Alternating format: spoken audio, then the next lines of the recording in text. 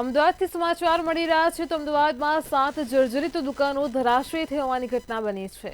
અમદાવાદમાં 7 જર્જરિત દુકાનો ધરાશયી થઈ હતી। એમાંની 5 દુકાનો એક જ પરિવારની હોવાની સૂત્રો પાસેથી માહિતી મળી છે।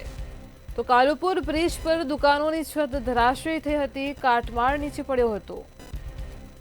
ફાયર બ્રિગેડની ટીમ ઘટના સ્થળે પહોંચી હતી। કાટમાળ હટાવવાની કામગીરી પણ હાથ ધરી હતી। તો અમદાવાદના કાલુપુર બ્રિજ પરની જર્જરિત દુકાનો ધરાશયી થઈ હતી। અમદાવાદથી સમાચાર સામે આવ્યા છે। 7 જર્જરિત દુકાનો ધરાશયી થતા કાટમાળ નીચે પડ્યો હતો, જેમાંની 5 દુકાનો એક જ પરિવારની હોવાની સૂત્રો દ્વારા માહિતી મળી છે।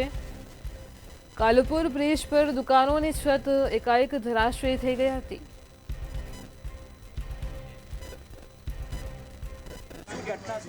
ઘટનામાં આવું છે કે 9 દુકાનો છે ને પાછળથી આ કામ ચાલે છે ને, પાછળ પુલનું બ્રિજનું કામ ચાલે છે અને કપચી અને જે મશીનો ચાલે એનાથી વાઇબ્રેટથી દુકાનો પડી ગઈ। કાલ સવારથી ચેનરો પડી ગયા હતા, પણ અમે કારીગર બોલાવ્યો હતો આના માટે બનાવવા માટે।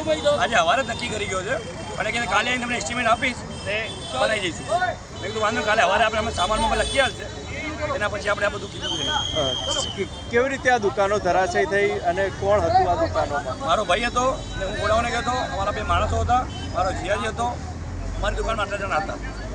આવેલા કાળુપુર વિસ્તારમાં ઓવરબ્રિજ કહી શકાય, રેલવે ઓવરબ્રિજના કારણે દુકાન જે છે જર્જરિત થઈ છે। હાલ તમે દ્રશ્યોમાં પણ જોઈ શકો છો કે દુકાન જે છે 4 થી 5 જેટલી દુકાનો જે છે તે જર્જરિત થઈ છે અને હાલ તો દુકાનદારો જે છે તે સામાન જે છે તે લઈ રહ્યા છે અને હાલ તો કોઈને જાનહાની જે છે તે નહીં થઈ અને પોલીસ જે છે તે પણ અહીંયા હાજર છે અને ફાયર બ્રિગેડની ટીમો જે છે તે પણ અહીંયા હાજર છે અને સાથે કહી શકાય કે જે રીતે દુકાન જે છે તે અહીંયા જર્જરિત થઈ હતી, ઓવરબ્રિજનું કામ જે છે તેને લઈને આ દુકાન રજૂઆત કરી છતાં પણ સાંભળવા જે છે તે મંતવ્ય